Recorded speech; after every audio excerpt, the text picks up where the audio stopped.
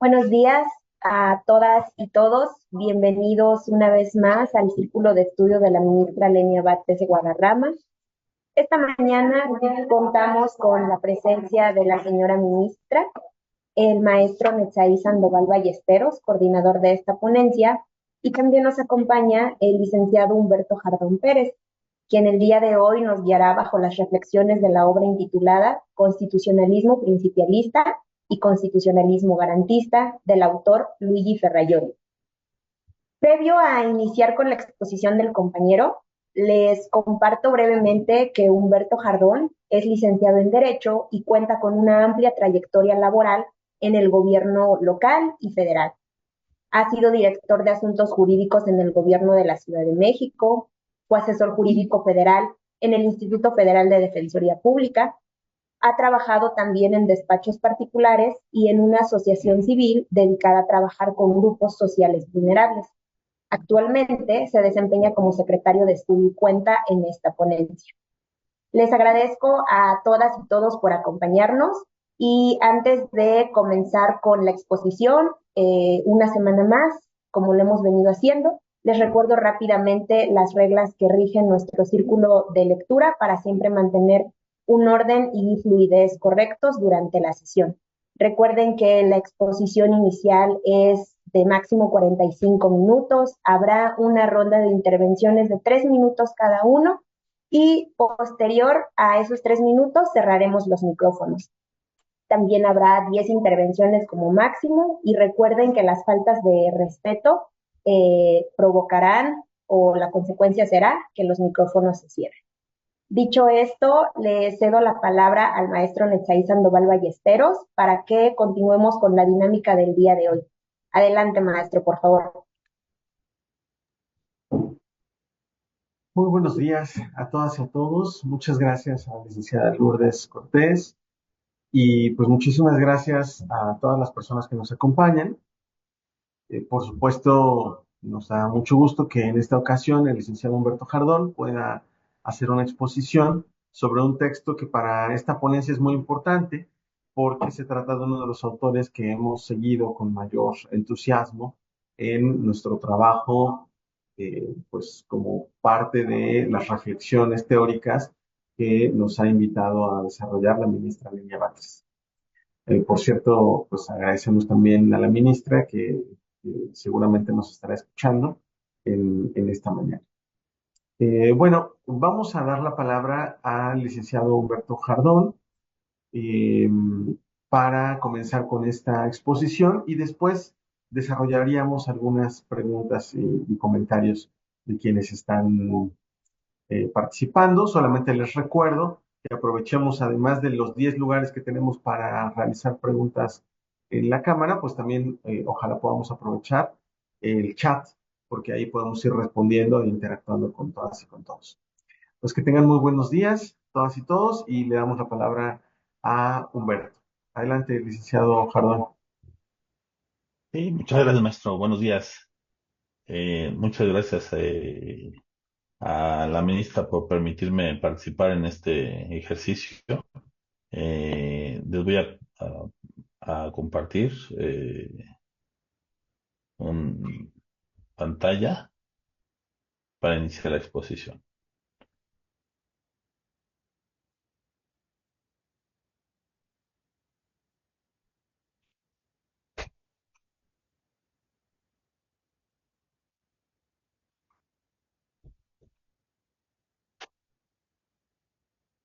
Mm,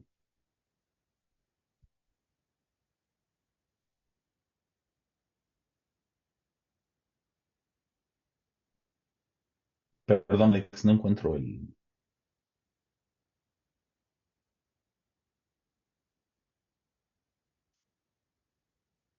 el icono para compartir pantalla.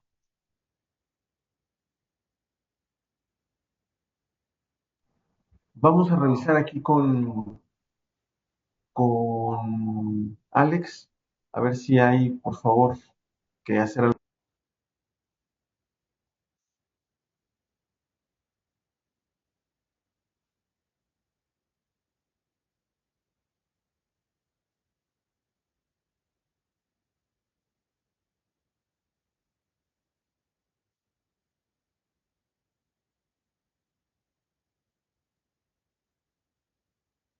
Sí,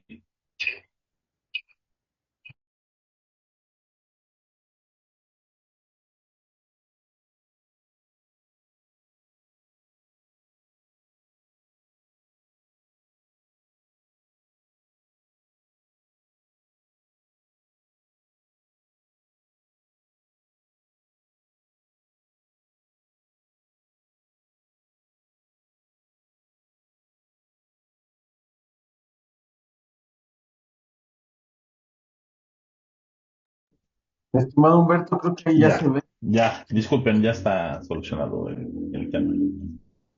Bueno, pues a mí me tocó platicar, como bien lo decían ustedes, de un autor que hemos seguido, un constitucionalista italiano, que se llama Luigi Ferrajoli, y a mí me tocó comentar un artículo que se llama Constitucionalismo Principalista y Constitucionalismo Garantista. Esta es la corriente que la última es la corriente que él defiende, y es el que considero el principal expositor de esta.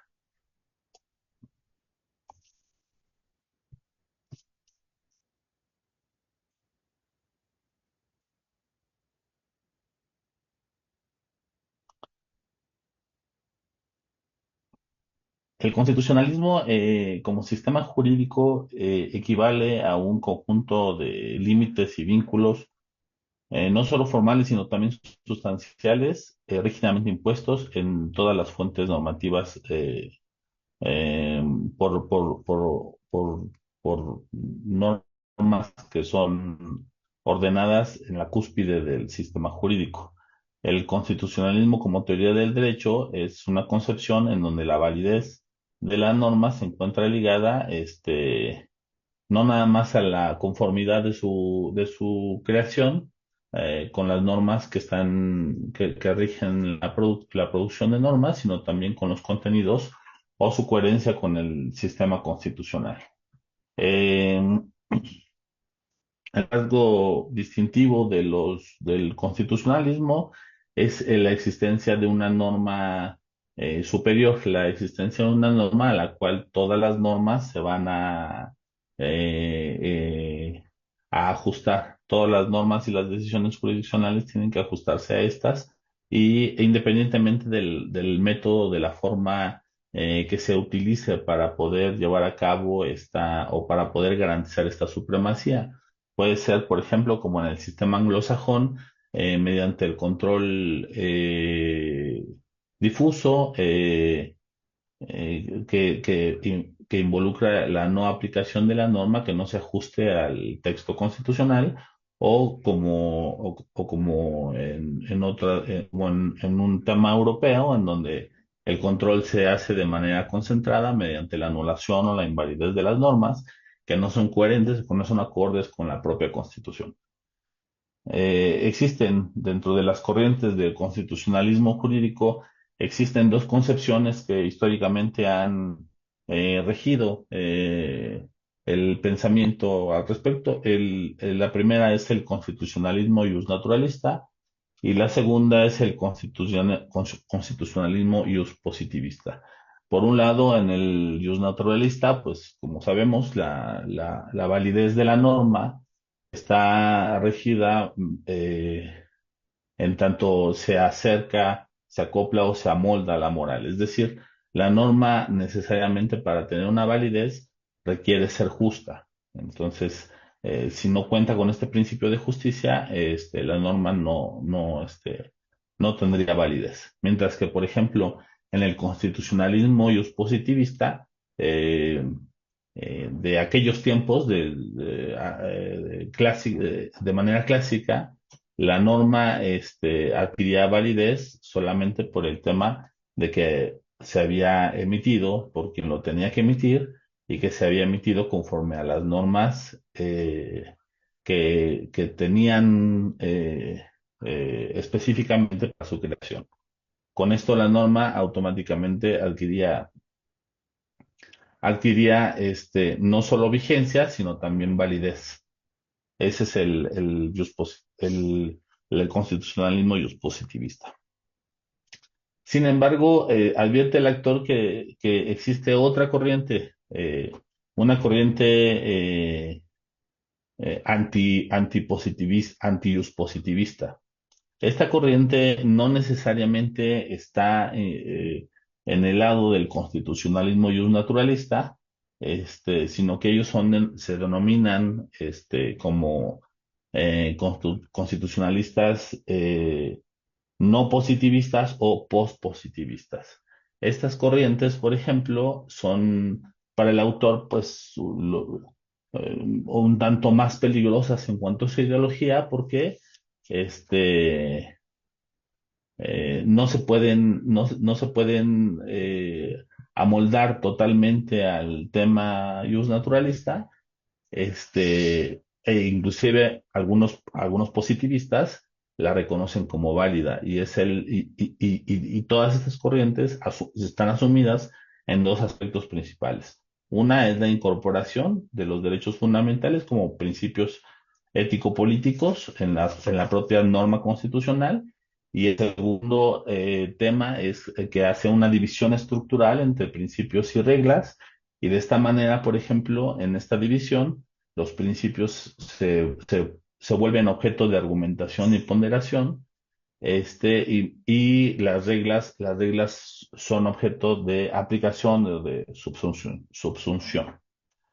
Em, en este sentido, por ejemplo, eh, la otra distinción del constitucionalismo, que es materia prácticamente del artículo, es el constitucionalismo argumentativo o principialista, que es esta última tercera posición que no era ni ius naturalista ni ius positivista, y el que defiende propiamente el autor, que es el constitucionalismo normativo o garantista. El constitucionalismo argumentativo o principialista se caracteriza por la configuración de los derechos fundamentales como valores o principios morales estructuralmente distintos a las reglas, dotados de una normatividad más débil, confiada no a la aplicación, sino a la ponderación, es decir, al enfrentamiento de unos con otros y, evidentemente, a la derrotabilidad de uno de ellos frente a otro principio. Mientras que en la segunda concepción, la garantista, está caracterizada por una normatividad rígida, regulada. Los derechos fundamentales se comportan como reglas y su aplicación es obligatoria, y tiene como garantías de aplicación, pues las prohibiciones de elección y la obligación de prestación. Eh, les quiero platicar del constitucionalismo principialista o positivista en rasgos generales.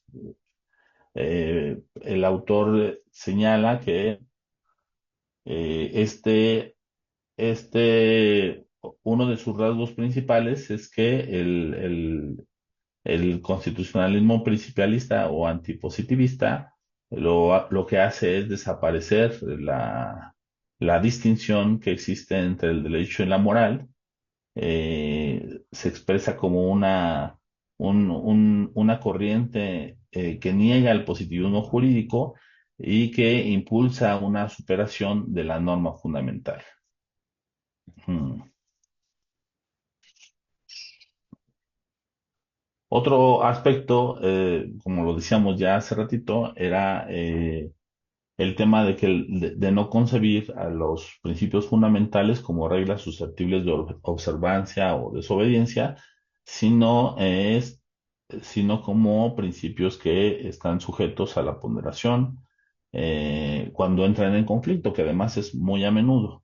En ese sentido, por ejemplo, los operadores jurídicos se convierten en protagónicos, pues ya se hace el derecho mediante argumentos e interpretaciones.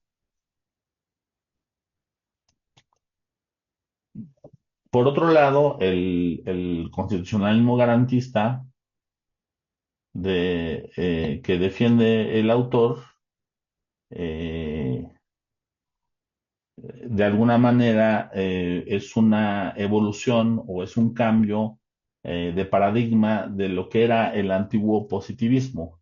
Es decir, en este sentido, no se trata nada más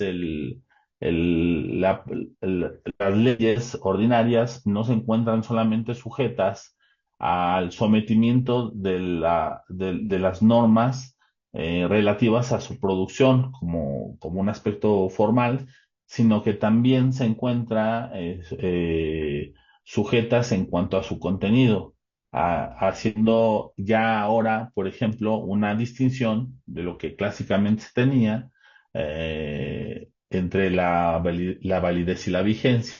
Es decir, una norma es válida, es vigente en el momento en el que cumple con estos aspectos formales de creación, pero su validez se encuentra sujeta a que el contenido sea acorde a la norma constitucional.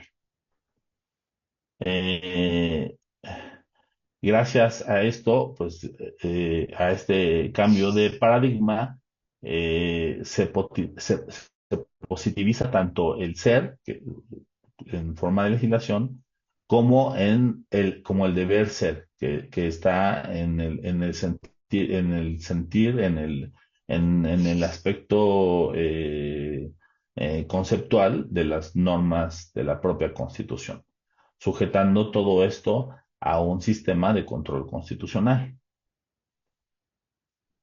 Mm, en un principio, cuando hablábamos del tema clásico del positivismo, estábamos hablando del Estado legislativo, en donde, en relación, por ejemplo, con la democracia, el autor señala, establece ahí una relación con la democracia en el sentido de que en el Estado legislativo se permite la democratización de las formas de producción de la norma, condicionando su validez formal al carácter representativo de su creador.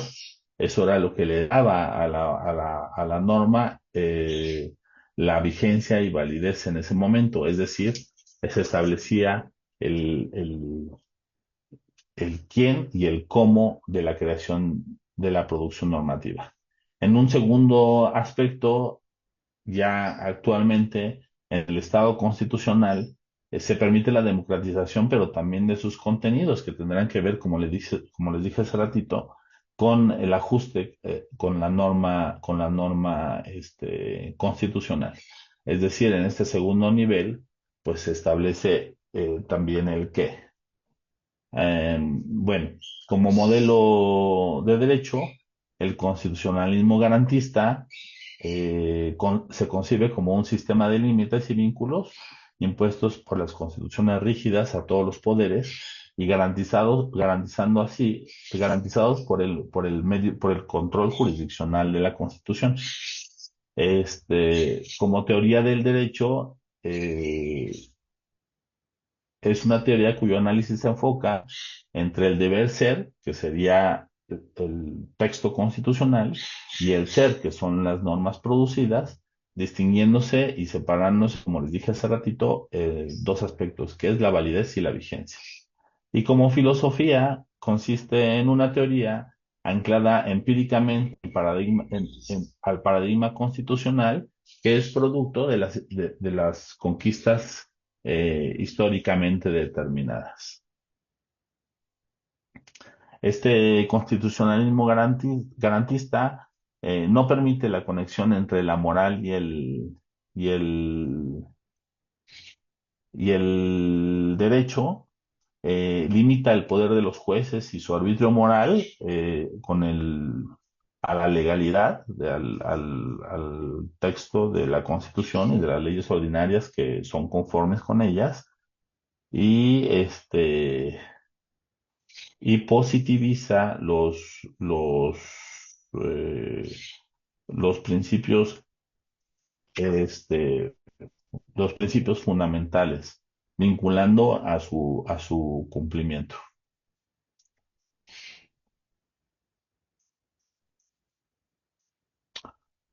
Bueno, en el siguiente punto, el autor hace bueno, él señala tres críticas al constitucionalismo argumentativo positivista.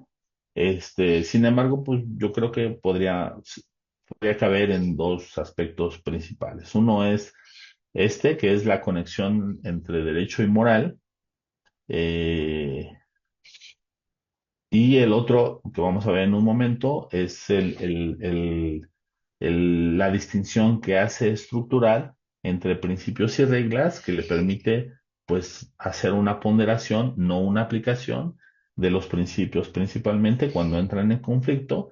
Y ahí viene, por ejemplo, lo que él denomina la tercera crítica, que se trata de una crítica a la ponderación que se hace, pero bueno, yo creo que es consecuencia de la segunda, o está muy ligado con la segunda crítica, que es el convertir a las normas fundamentales eh, en principios que son susceptibles de esta ponderación.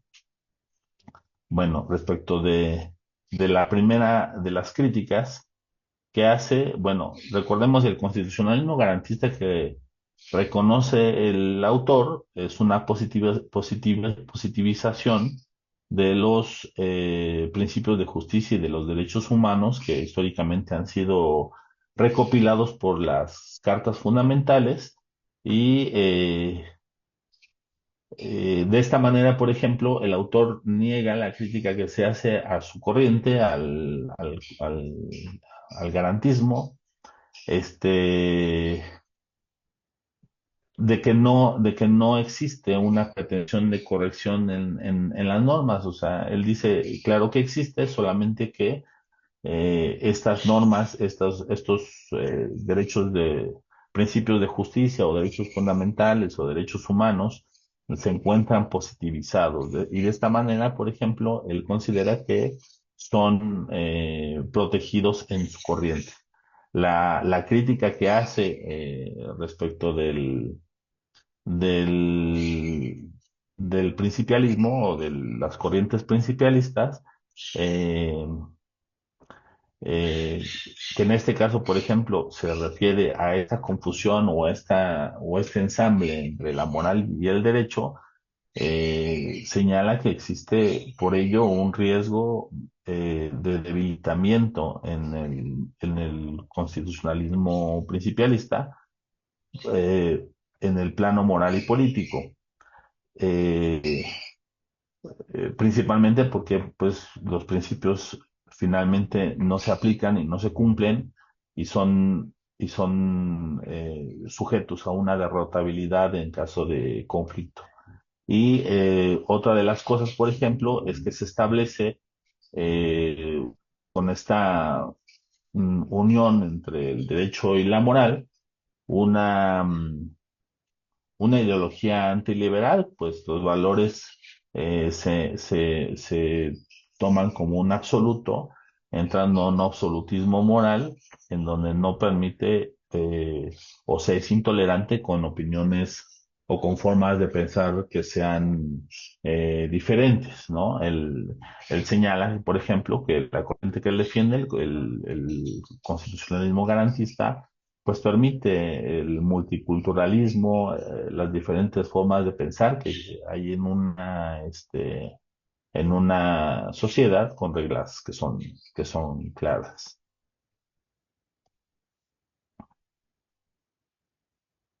Otra crítica, que es la que les comentaba, es la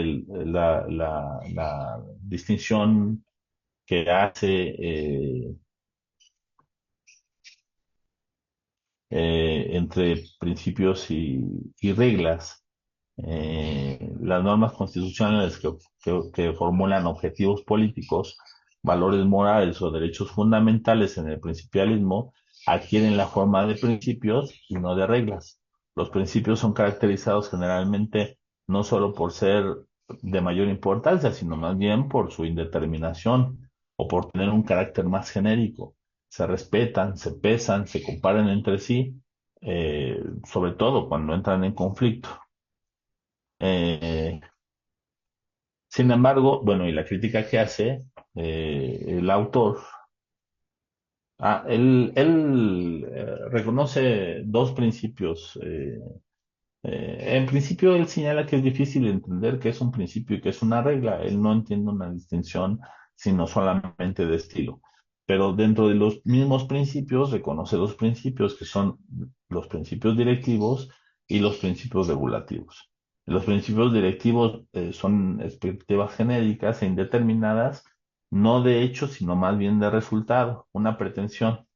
Mientras que en los principios regulativos son expectativas específicas determinadas, ahí, ahí sí sujetos a las garantías de prohibición de lesión y de obligación de prestación.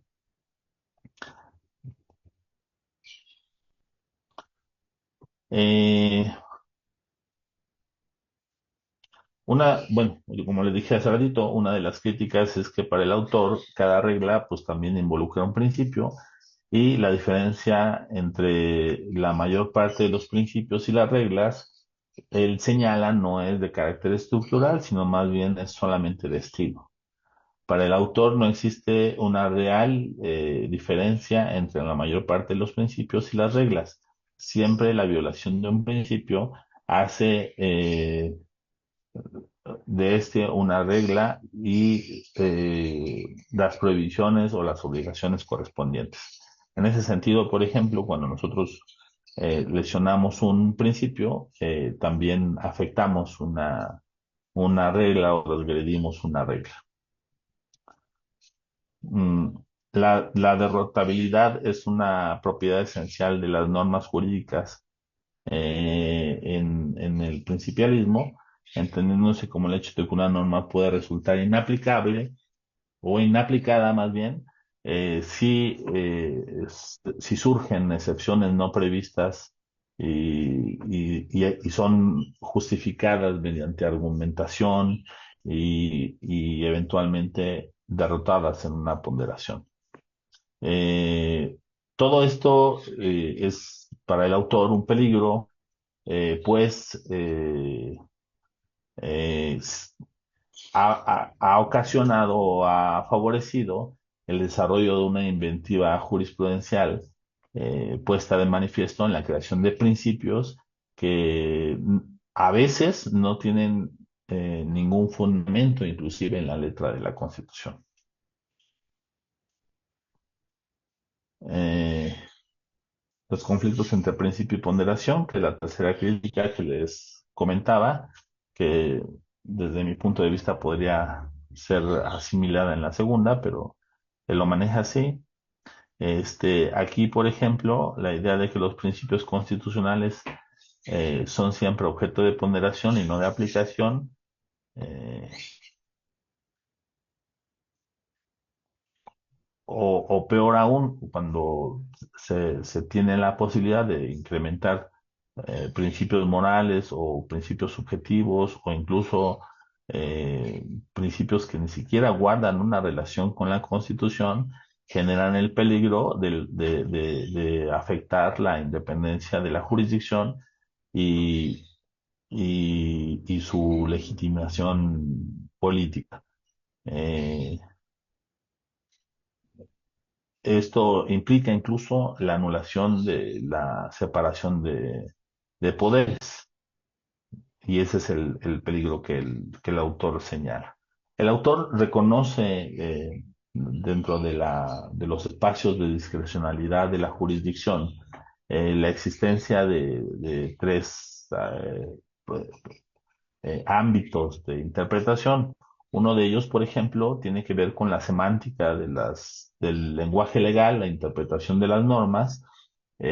Otro de ellos, por ejemplo, tiene que ver con la valoración de la prueba y otra de la valoración de los hechos que son únicos, particulares e irrepetibles de cada caso en concreto. Sin embargo, el autor no advierte el peligro en esta actividad propia de los juzgadores, sino más bien del excesivo eh, rol de la ponderación en la actividad tanto de la producción del derecho como de la aplicación por medio de la jurisdicción. En otras palabras, la ponderación no puede extenderse a determinar qué principios constitucionales resultan aplicables y cuáles no, sin generar en automático el incumplimiento de la propia Constitución. La idea de la garantía de que cada derecho fundamental implica el sacrificio o limitación de otros, con la consiguiente necesidad de una ponderación de los derechos en conflicto, es un lugar que para el autor no tiene ningún fundamento.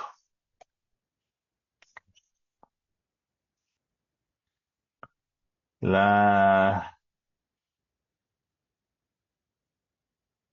el, dentro de este peligro que platicábamos, en el tema en el que la jurisdicción se vuelve una jurisdicción creativa, él titula esto como el poder de disposición, que considera un poder ilegítimo, pues invade la competencia política de las funciones legislativas y vulnera la separación de poderes, cuando, como les dijimos en hace ratito, pues es la jurisdicción o la jurisprudencia comienza a inventarse principios que no existen realmente en el texto constitucional, que no se infieren del texto constitucional y que a veces inclusive son pues hasta contrarios al texto constitucional. En general, para el autor, todos los conflictos entre normas de grado diverso, pues deben de ser solucionados por intervenciones reparadoras, él señala, que sería, por ejemplo, por la anulación directa por parte de la jurisdicción de las normas que son inválidas, inválidas porque contradicen, como les decía yo hace un momento, el texto de la Constitución, o por la producción legislativa de las normas que faltan, que en este caso, por ejemplo, él se refiere a las lagunas legales. El paradigma garantista, que es el que él defiende, del constitucionalismo rígido, requiere que el poder judicial sea lo más limitado posible y vinculado a la Constitución, según el principio de separación de poderes y la naturaleza de la jurisdicción.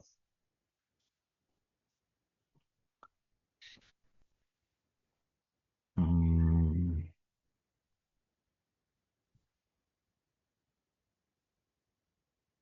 El autor señala que uno de los factores más graves de la discrecionalidad es precisamente la crisis del lenguaje legal, que ha llegado a ser una verdadera disfunción por la imprecisión, ambigüedad, oscuridad y a veces el contrasentido de sus formulaciones.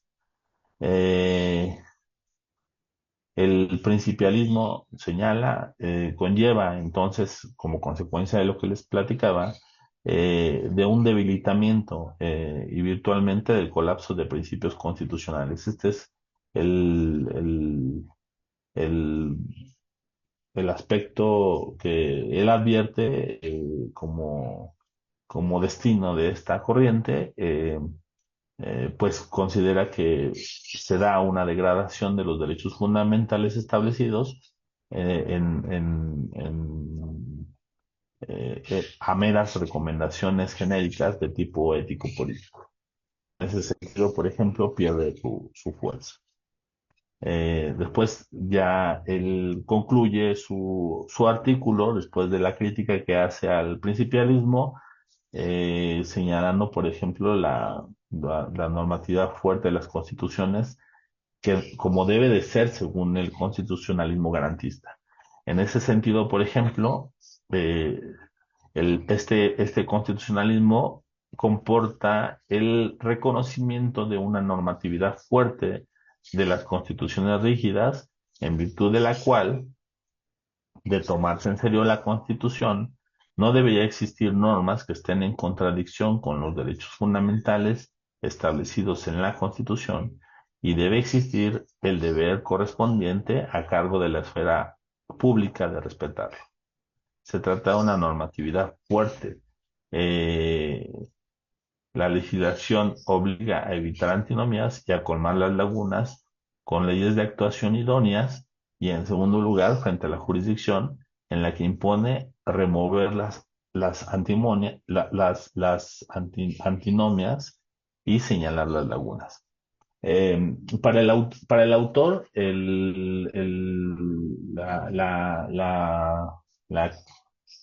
la, crítica, pero no, para el autor en el constitucionalismo garantista o normativo, eh, es muy importante no nada más el tema jurisdiccional, sino también lo lleva al tema legislativo. La obligación de los legisladores de llevar a cabo los procesos de formación como vienen establecidos, pero también de que el contenido de las normas se ajusten al texto constitucional. Esa es una parte importante y en el sentido de la jurisdicción establece el límite, sin restricciones al propio texto constitucional y a las normas que sean coherentes con este texto constitucional, eh, reduciendo cualquier aspecto creativo o cualquier aspecto de interpretación que vaya más allá de lo que él reconoce como la interpretación válida de los juzgadores. Ese es el, el tema principal. Espero que haya quedado más o menos clara mi posición. Les agradezco mucho por la atención.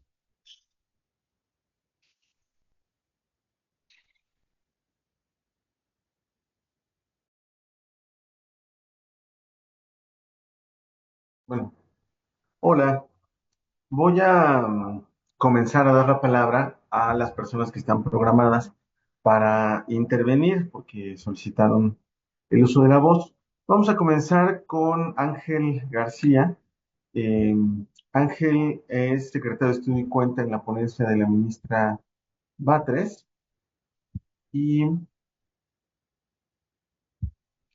espero que ya esté listo.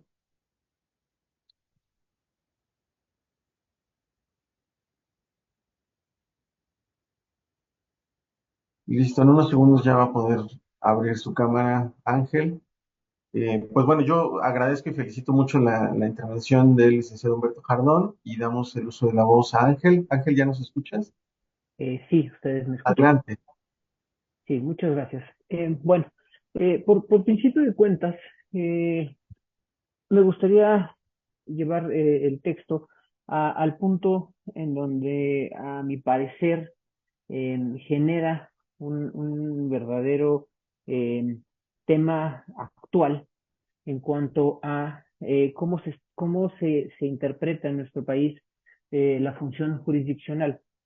Eh, por un largo tiempo, por un periodo, digamos, que incluso podría yo llevar a varias épocas dentro del Poder Judicial, se ha visto a los derechos fundamentales, se los ha llevado a la cancha de principios, de principios susceptibles, en un principio de maximización y posteriormente a sujetos a interpretación, pero no solo eso, sino a incluso darles una redefinición de lo que son esos principios. Eh, con este modelo de constitucionalismo principialista, se dota a la función jurisdiccional no solo de una facultad para dictar el derecho, sino para hacer una interpretación, el autor le llama de manera intrínseca inválida, que esto lleva a que puedan tener la posibilidad de redefinir, de redescribir estos derechos, de darles un significado distinto a lo que el legislativo les dio, a lo que el constituyente pretendió y plasmó en esos derechos fundamentales. Esto, coincido con el autor, nos lleva a un debilitamiento del propio Estado de Derecho de la Constitución, porque hace a la judicatura en sí misma como un poder superior a los demás. Eh, Desde mi concepción, el poder judicial, la judicatura, está constituida como un legislador, digamos, negativo. Está constituido como un poder con la capacidad, con la facultad de decir, de inaplicar una norma, de decir, no se ajusta a este texto. Este es mi principio fundamental y no se ajusta, pero con la posibilidad de reescribir los derechos fundamentales bajo la concepción de que son principios sujetos de optimización, permite que incluso se les den otros significados a los que, digamos, no estaban adscritos. Esto genera, creo yo, no solo digamos, una incertidumbre, sino hasta cierto punto una crisis constitucional. Porque entonces ya no tenemos una constitución fuerte, ya tenemos una constitución que está sujeta a la interpretación de los propios, de la judicatura.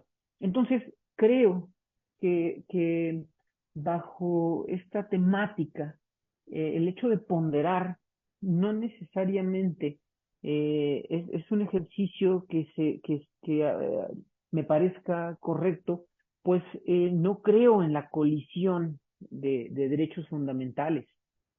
Creo más bien en que estos deben de ser asumidos e interpretados como eso, como derechos fundamentales, y asumidos a cada caso bajo una interpretación válida del juzgador, y no como una facultad todopoderosa de poderlos reescribir, incluso pasando por alto lo que el propio legislador plasmó en ellos. Entonces, esa sería mi opinión y mi participación. Muchísimas gracias.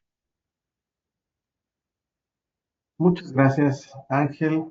Vamos a dar la palabra a la licenciada Cecia Sollano, que es secretaria auxiliar en la ponencia de la ministra Batres. A ver, Cecia.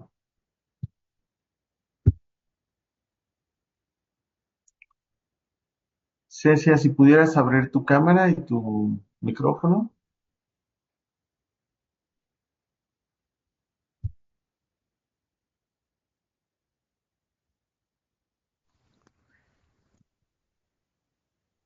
Hola, muy buenos días a todos y todas.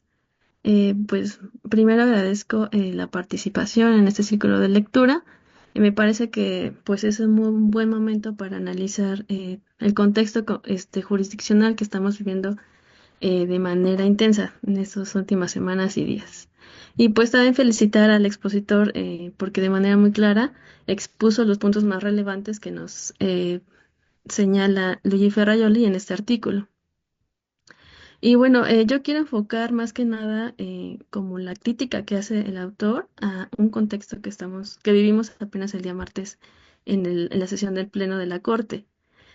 Bueno, y el autor básicamente en una parte de su texto señala justamente la contraposición entre principios y reglas y el debilitamiento de las constituciones. Y aquí el autor considera que ese debilitamiento justamente viene derivado de la discrecionalidad argumentativa del intérprete de los órganos jurisdiccionales cuando asumen que la Constitución no es un conjunto de normas vinculantes, sino más bien principios morales que entran en conflicto unos con otros. Y bueno, en el asunto que se llevó a cabo el día martes, en la acción de inconstitucional 164-2024 y diversas acumuladas, pues ahí se llegaba a varias conclusiones, por así decirlo, dentro del parámetro de regularidad, que bien, si bien no se llegó a estudiar ese día, pues algunos ministros retomaron varios puntos de este apartado.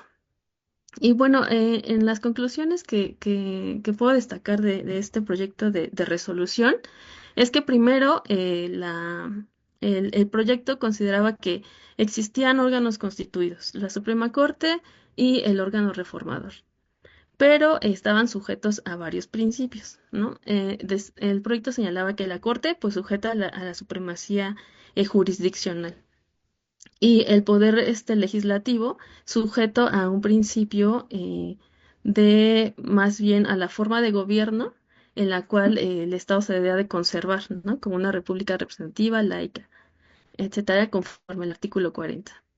Después se establecía el rol garante de la Corte como aquel ente que debía intervenir cuando se afectaban estos principios esenciales, ¿no? Y dentro también de este estudio que realizaba el proyecto, pues señalaba que existían principios inamovibles de la Constitución, lo cual pues es algo que no tiene un sustento dentro del propio, este, de la propia Constitución, ¿no? No existen principios inamovibles ni cláusulas pétreas. También se establecía, se trataba de justificar esta autocontención, por así decirlo, únicamente en caso de revisiones constitucionales extremas, ¿no? Como previendo que existían algunas reformas de menor jerarquía, por así decirlo, y otras que podrían vulnerar mucho más a a la Constitución. Siempre bajo este parámetro del artículo 40 constitucional, que eso implicaba desconocer completamente el principio de soberanía contemplado en el artículo 39 constitucional y la facultad del órgano legislativo prevista en el 135, que no establece ningún límite al respecto.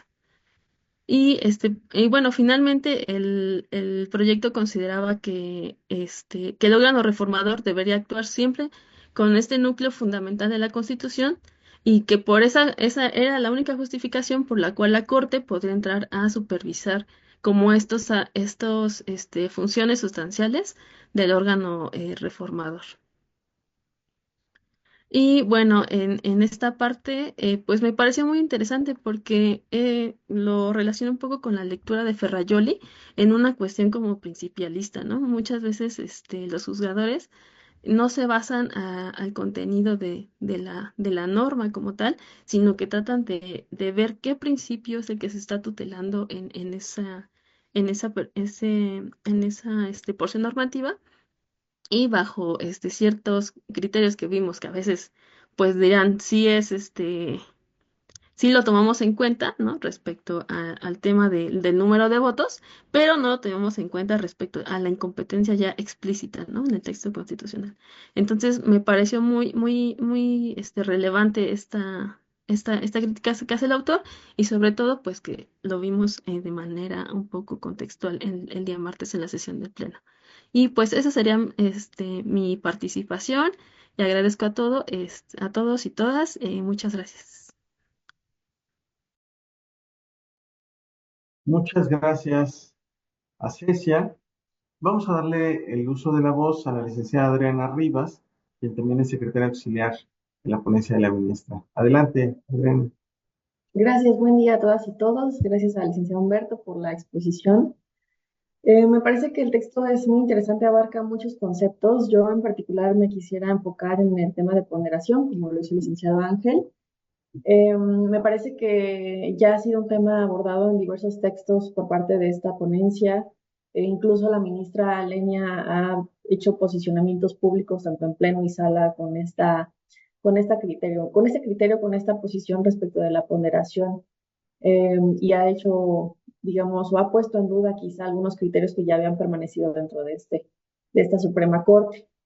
Me parece que sí es grave el que podamos poner en una balanza qué derecho es más que el otro, ¿no? Se me hace una decisión pues compleja, grave, porque siempre queda discrecionalidad del órgano jurisdiccional. Hay una cita en el libro que sí me gustaría referirles, que refiere el autor. Mi crítica no se dirige al rol de la ponderación en la actividad de producción del derecho, se dirige más bien a la excesiva ampliación del mismo en la actuación legislativa y en la interpretación jurisdiccional de las normas constitucionales. De hecho, tengo la impresión de que a causa de tal ampliación, la ponderación ha acabado por convertirse en una burbuja terminológica inflada enormemente hasta designar las formas más desenvueltas de vaciamiento y de inaplicación de normas constitucionales, tanto en el plano legislativo como en el plano jurisdiccional. Y tal como lo señaló mi compañera Cecia, pues esto me vino a la mente eh, la sesión en la que se discutió la acción de constitucionalidad 164 y sus acumuladas, donde al final pues pudimos ver claramente cuál era el tema en pugna, ¿no? Si se respetaba la mayoría de 6 o se respetaba la mayoría de 8, o qué texto constitucional era el válido para poder invalidar esta porción o esta norma. Entonces, creo que justo la ponderación en las manos, quizá, no sé, incorrectas, correctas, pues traería consecuencias quizás hasta graves para la sociedad. También quisiera comentar que el autor refiere que no solamente quizá al escuchar la ponderación podríamos imaginarnos, ¿no?, como una solución a una problemática jurídica, pero también el autor aborda que existe la ponderación en el ámbito legislativo, que en este caso pues se considera como una, más bien es fisiológica en la esfera de decisiones políticas para que no entren en conflicto por acción o omisión con las normas constitucionales. Incluso también hace una explicación y la relaciona con la materia penal y hasta eso no había caído en cuenta lo importante de la interpretación y de la ponderación en esta materia. Y en efecto, como bien creo que lo comentó el compañero Humberto, eh, en materia penal también aplica esta discrecionalidad, y más aún tratándose de temas tan complicados y tan delicados, por ejemplo, la libertad personal, pues obviamente está en juego y está en manos de un órgano jurisdiccional que con el apoyo, por ejemplo, de las pruebas que sean otorgadas, con la clasificación jurídica y con las especificidades de cada asunto en concreto, eh, este órgano jurisdiccional pues tiene esa responsabilidad, que es una gran responsabilidad, el decidir sobre la situación jurídica o la libertad de una persona. Entonces, reitero que el tema de la ponderación es un tema que si bien ha sido trabajada conforme, no sé, el Consejo de la Judicatura lo ha establecido, creo que es importante también hacer un parteaguas en el tema de la ponderación, como lo ha mencionado la ministra Lenia Batres, públicamente, y pues ya eso sería todo. Muchas gracias.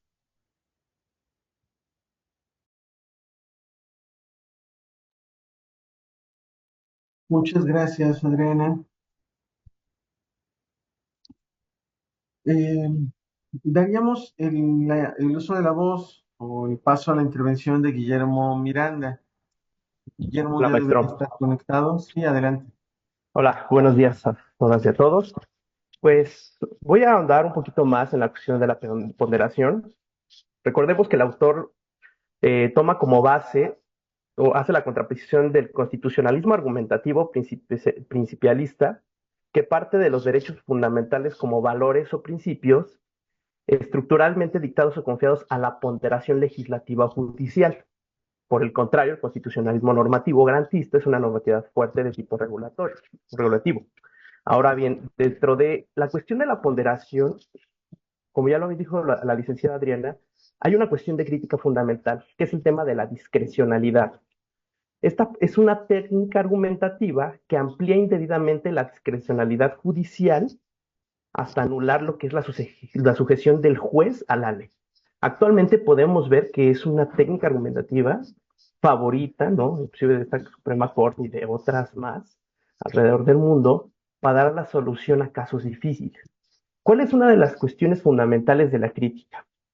Que lo que se pretende no es hacer un balance entre normas, sino más bien hace un balance entre hechos. Es decir, la aplicación de la solución a los casos en concreto se hace conforme al balance de los hechos y no de la norma. De ahí que surja una crítica a este. Cuestiona si esta ponderación de los jueces a los casos o concretos no es a los principios justamente, sino más bien a las circunstancias de hecho que en tales casos justifican su aplicación, ¿no? Hace un ejemplo, así como la materia penal, hace un ejemplo al límite de la intimidad impuesta al ejercicio de la libertad de prensa, lo cual a su vez está limitado a personajes investidos de funciones públicas, ¿no? De ahí que haya un caso en concreto que se limite justamente a las circunstancias del mismo y no así respecto de las normas que estén en ese supuesto balance o cuestión. Como bien lo dijo el licenciado Jardón al principio de su exposición, esto supone un debilitamiento del constitucionalismo o de los principios impuestos en este nuevo, en esta contraposición al constitucionalismo principalista, ¿no? Dice en una de las citas que los jueces no pueden crear o ignorar normas, como también bien lo ha dicho la ministra en algunas de sus intervenciones ante el Pleno.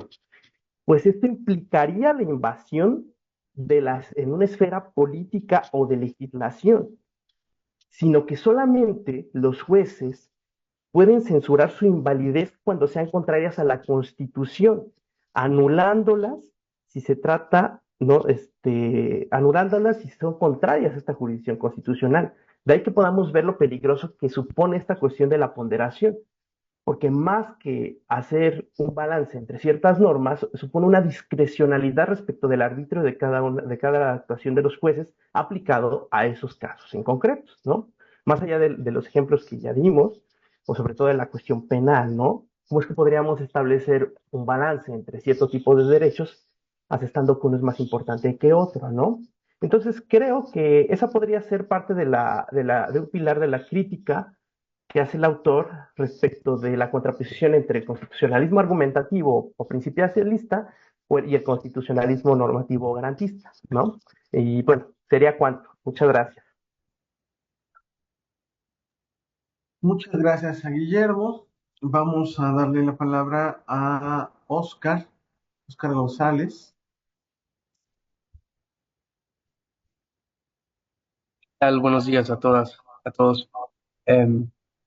A mí me llama mucho la atención analizar ese tipo de teorías, este tipo de sistemas, porque me recuerda mucho a esta idea que te enseñan en la facultad de tomando erróneamente tal vez esta pirámide de Kelsen, de qué es primero, de qué está primero si la Constitución o los tratados internacionales.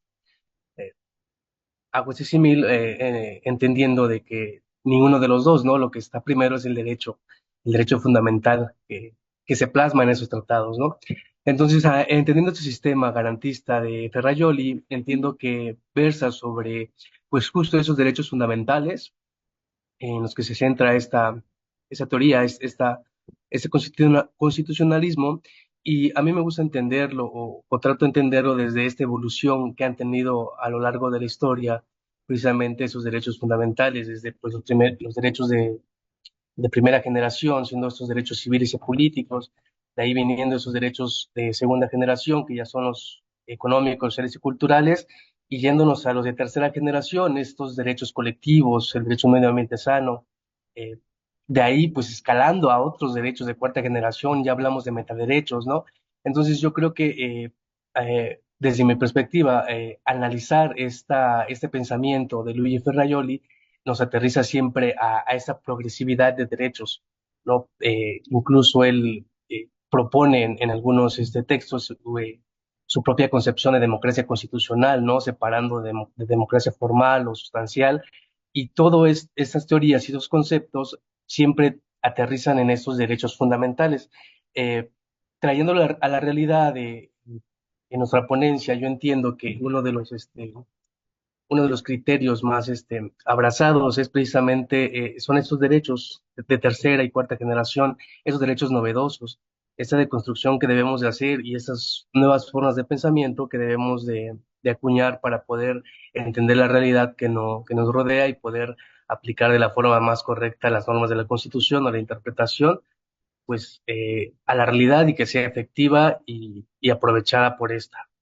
Esa sería mi aportación. Muchas gracias. Muchas gracias a Óscar. Vamos a dar la palabra a Javier Valera. Aprovecho para ir invitando a las compañeras y compañeros que nos están acompañando a que levanten la mano o a que hagan uso del chat. Eh, Adelante, Javier. Hola, buenos días. Quiero agradecerles a todos por la participación que me dejan eh, decir el día de hoy. Yo me enfoqué también un poco más en lo que más me atrajo del texto, que fue como tal la ponderación. Este, la parte que más recalco es como el riesgo que existe de usar la ponderación, donde señala el autor que los jueces no se limiten solamente a la interpretación de las normas, sino que pueden crear a través de sus interpretaciones nuevas normas o principios, lo que pondría en riesgo la independencia judicial. En lugar de interpretar y aplicar el derecho de manera objetiva, los jueces podrían convertirse en creadores de normas, lo cual socavaría la separación de los poderes y podrían convertirse, como lo señala en creadores de normas que separan o que socavarían esta separación y podrían dar pie a una injerencia política en el ámbito judicial, que es algo muy parecido a lo que se intentó hacer en el pleno, en la discusión con la acción de inconstitucionalidad. Creo que esa interpretación que querían dar los magistrados podría haber causado un- una interpretación o una creación de un nuevo principio distinto a lo que no estaba regulado en la Constitución. También me gustaría también como señalar la parte de la ponderación que hace en distintos principios regulativos y directivos, sobre todo en la participación que, por ejemplo, en la libertad personal o la no discriminación no se pueden sacrificarse en favor de otros principios. En cambio, los principios directivos que guían la acción de los legisladores o de los jueces pueden ser sometidos a ponderación, ya que ofrecen un margen de flexibilidad.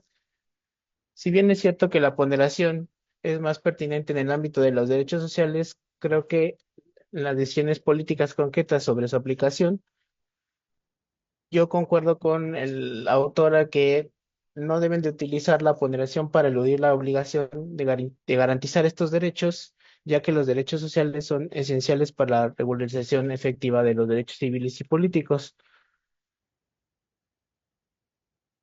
Bueno, en conclusión, creo que la ponderación debe ser una herramienta que debe ser restringida y que no debe convertirse en la única y exclusiva para resolver los conflictos entre los principios constitucionales, ya que esto diluye la certeza jurídica y la autoridad de las normas fundamentales.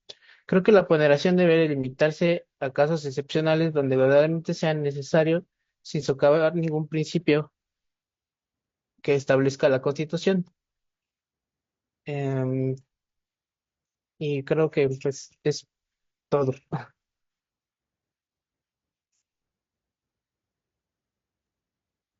Muchas gracias a Javier. Vamos a dar la palabra a Jesús Salinas.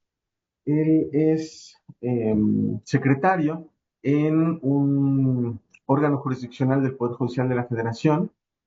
Adelante, Jesús, si nos escuchas. Pero tenemos que ascender aquí, ¿verdad?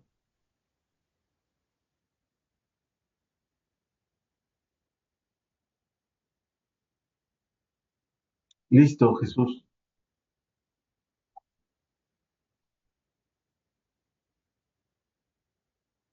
Jesús, ya podrías abrir tu cámara y tu micrófono. Buenos días a todos, agradezco la oportunidad de estar aquí. Pues en principio, quisiera resaltar la importancia de esta lectura porque creo que sintetiza lo que hemos venido leyendo en todas las lecturas previas y con el cual se destaca mucho cómo ahora el llamado neoconstitucionalismo, de forma incluso peyorativa, hace creer que el positivismo es malo llamándole paleopositivista, basado en los principios, pero sobre texto de lo de los principios, se ha abusado de esta función de los jueces de ponderar. Entonces llegan a legislar, porque la función del juez es interpretar las normas, lo cual no es sino desentrañar el verdadero significado de las normas basado en la argumentación, pues dar las razones por las cuales piensan una u otra cuestión. Pero creo que eso llegó a crear, por ejemplo, en países de Latinoamérica y en especial en nuestro país, en la década pasada, ciertos abusos donde se erigía como un supremo poder de los jueces, vulnerando así la voluntad y el pacto social que la sociedad crea en ciertos derechos, respetando los derechos democráticos, que son los derechos fundamentales de todos. Y pues es importante que nosotros en nuestra labor retomemos esos límites para respetar y que la interpretación sea en atención, sí, pero a los derechos fundamentales, a los derechos humanos, que también están pactados. Si bien es cierto, en otra lectura recuerdo que habían dicho que lo importante no era qué son los derechos humanos, sino cuáles son. Porque qué son, pues todo mundo, es muy fácil decir, pues los derechos que el hombre tiene por el solo hecho de ser hombre. Sin embargo, para mí lo importante es definir cuáles son, y esta cuestión de universalidad y todo, y esos son los que deben ser respetados en todo ordenamiento jurídico, sin que eso conlleve pues al abuso. Y ese debate, pues me parece que lo tuvo Manuel Atienza contra el doctor García Amado, me parece el nombre, los españoles. E incluso hay una conferencia muy padre, está ahí en YouTube, donde discuten esos temas. Entonces decía Manuel Atienza, bueno, es que ponderar de repente puede ser necesario, no siempre, no llegar al abuso de ellos como lo maneja la escuela alemana de Kiel, de Dworkin, o de otros autores, sino más bien solamente usar ese ejercicio de ponderación cuando es necesariamente necesaria sin caer en los abusos, porque si no, se ponía, por ejemplo, se ponía el ejemplo de que, a ver, qué es mejor? El derecho, por ejemplo, en las servidumbres, el derecho de tránsito o el derecho a la propiedad privada. Pero dice, si abusamos de la ponderación, decías, bueno, ¿y para qué quieres pasar por esa casa? No, es que voy a llevar a mi hijo a la escuela. Entonces ya estás metiendo el derecho de la educación. No, es que voy a pasar al trabajo. Ah, entonces voy a meter el derecho a trabajar. Entonces, si se llega a ese abuso, perdemos la seguridad jurídica. Y la seguridad jurídica también es un derecho humano, porque todos creo que debemos saber a qué reglas, a qué consecuencias estamos atenidos. Y eso creo que es muy importante con esta lectura, delimitar cuál es nuestra labor pues así, al ser un operador jurídico, aunque en estos momentos, por ejemplo, en mi caso, pues no soy un titular de un órgano, pero sí al operar y el interpretar las normas, hacerlo de norma correcta sin extralimitarme de mis funciones. Muchas gracias, maestro. Gracias, Jesús. Vamos a dar el uso de la voz a Juan Macías. Juan, puedes abrir ahí está. Listo. Buen día. Agradezco la oportunidad de permitirme participar en el círculo de lectura, en el cual haré un énfasis muy breve de un tema que me parece de vital importancia. En los órganos jurisdiccionales, normalmente al llegar una demanda en la cual no hay precedente, existe la idea de ante la duda, admite. ¿Y esto a qué conlleva? Lejos de buscar los artículos aplicables, se realiza una ponderación subjetiva respecto al acto reclamado y sus consecuencias.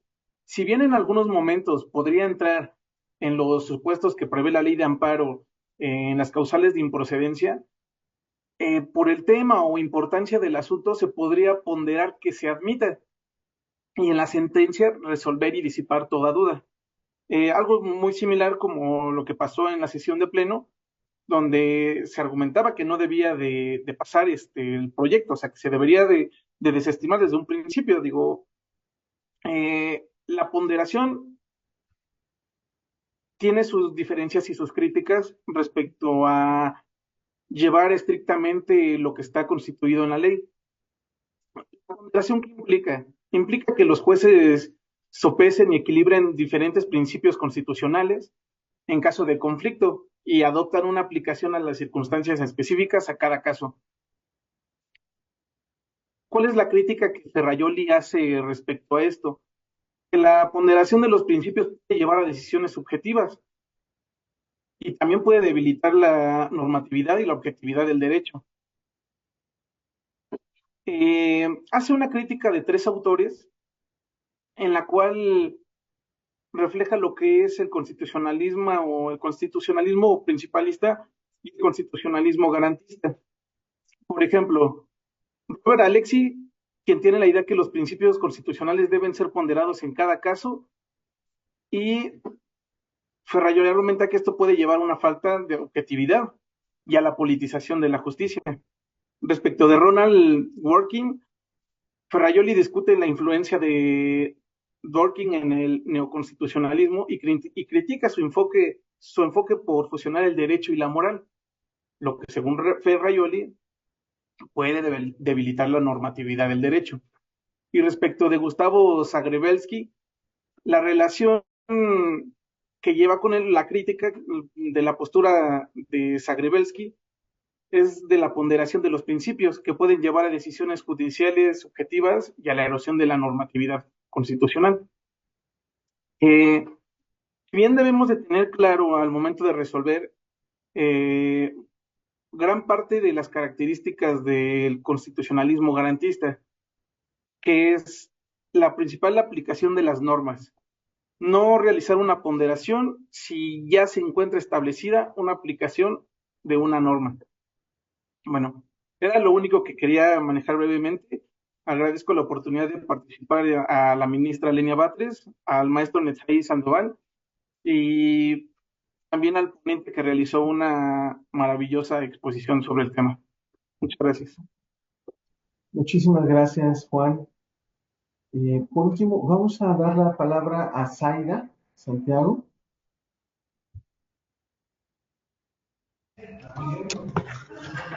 Hola, hola, gracias maestro. Pues bueno, primero que nada, saludos a todos, buen día y una felicitación a la ministra y al maestro Netzaí por esta actividad que realmente es súper enriquecedora para todos, yo creo, como sociedad, como abogados, como trabajadores, es muy enriquecedora. Maestro, muchas gracias por darnos esta oportunidad y esta dinámica de siempre estar leyendo, ¿no? Y de estar actualizándonos.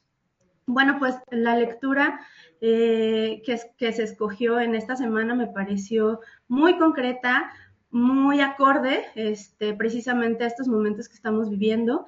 Y bueno, pues estas corrientes históricamente en la actualidad siguen siendo utilizadas. Ciertamente los jueces deben de interpretar las leyes a la luz de la Constitución, ampliando o restringiendo su alcance normativo, de acuerdo con los principios, pues obviamente constitucionales. Casi todos los derechos fundamentales requieren leyes de actuación idóneas para asegurar a todos las garantías principales que tenemos como seres humanos. Justamente el constitucionalismo democrático reconoce y pretende tutelar el pluralismo moral, ideológico y cultural de toda la sociedad. La idea de que se funde en alguna objetividad de la moral o que exprese alguna pretensión de justicia objetiva puede chocar con los mismos principios de libertad de conciencia y de pensamiento. Obviamente la soberanía popular no es otra cosa en positivo, la suma de aquellos fragmentos de soberanía que son los derechos de todos, y yo creo que sí hay una fuerte conexión entre el derecho y la moral.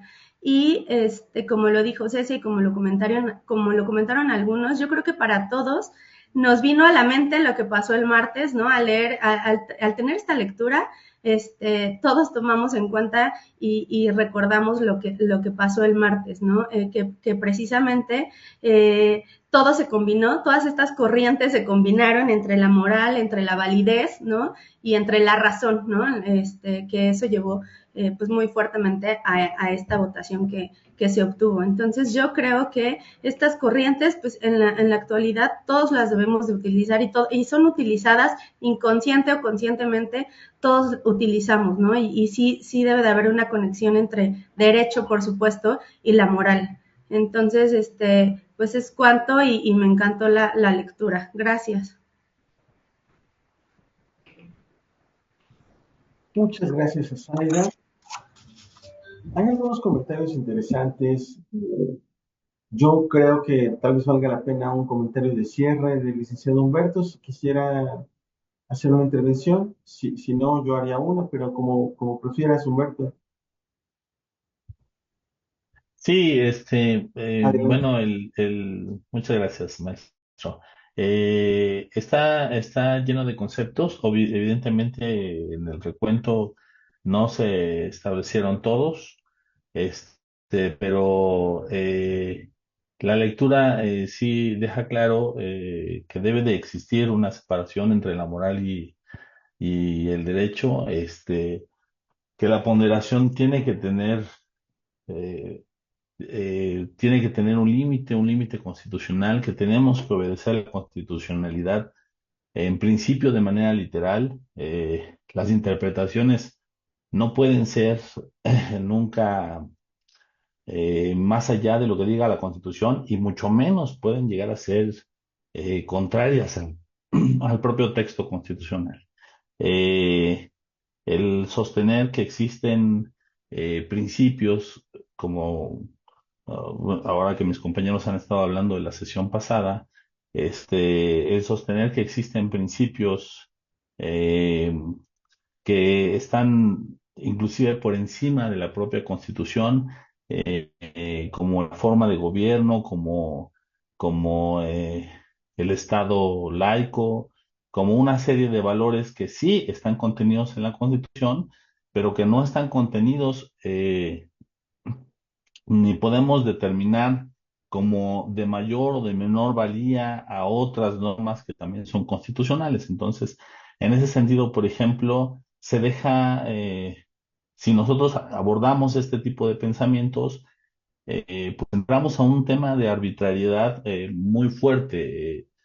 Podríamos entonces tal vez decir que, que un precepto, como se intentó, que un precepto de la Constitución es más valioso que otro, que un precepto de la Constitución tiene un mayor valor porque engloba o encierra un principio fundamental que nos parece más importante que otro principio fundamental. Entonces, de alguna manera, por ejemplo, todo entra en un ambiente de arbitrariedad y de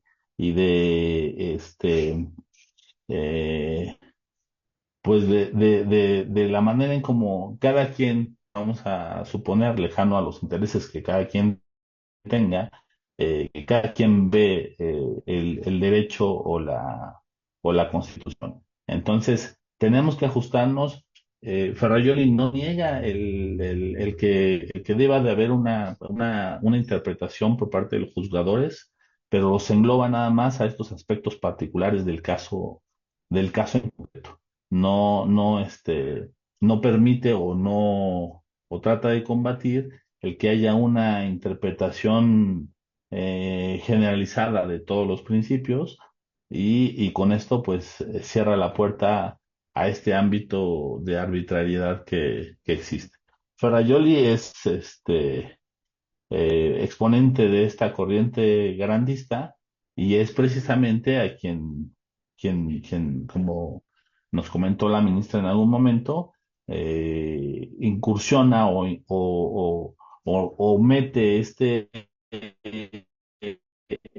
tema, separa la validez y la vigencia, en donde les establece el requisito a las normas constitucionales, a los criterios constitucionales, de que también tengan que ser acordes a la propia Constitución. Es decir, es positivista, pero gracias a él se da este avance en donde el positivismo no nada más queda restringido al tema de la validez de la norma, digo, a la vigencia de la norma, sino que también requiere una conformidad con la propia Constitución. Entonces, eso me parece que es, creo, lo más rescatable de la lectura y bien, bueno, pues evidentemente muchos conceptos que no pude tocar, pero es una lectura muy bonita. Muchas gracias, maestro. Muchísimas gracias al licenciado Humberto Jardón, muchísimas gracias a todas y a todos. La verdad es que justamente este cierre a mí me parece muy importante. Eh, el texto nos plantea una alternativa para recuperar el positivismo, para recuperar ciertas certezas sobre las normas jurídicas, para reconocer que los juzgadores tienen que interpretar a partir de las normas, pero también reconocer que las normas tienen que cumplir con una validez material o tienen que ser compatibles con el ordenamiento constitucional y no solamente meramente o formalmente vigentes porque se aprobaron conforme a un procedimiento. Sin embargo, sí, el constitucionalismo garantista de Ferrajoli plantea pues un margen de maniobra mucho más restrictivo para los jueces. Es decir, los jueces no pueden interpretar lo que quieran, no pueden traer principios de donde quieran, no pueden ignorar las normas, no pueden hacer esto. Tiene que haber una cierta certeza jurídica al momento de interpretar. Y esto, pues, es una propuesta muy interesante, creo yo, para nosotros como personas que estamos realizando una labor jurisdiccional. Pues les agradezco muchísimo a todas y a todos. Les comparto que estuvieron participando en el momento creo que más alto, 82 personas en la sesión. También compartirles y recordarles que tenemos una sección de preguntas y respuestas en el panel, donde todos pueden, pues, hacer comentarios. Y pues agradecerles nuevamente su participación y enviarles un saludo. Muchas felicidades al licenciado Humberto Jardón y a todas y a todos. Que estén muy bien.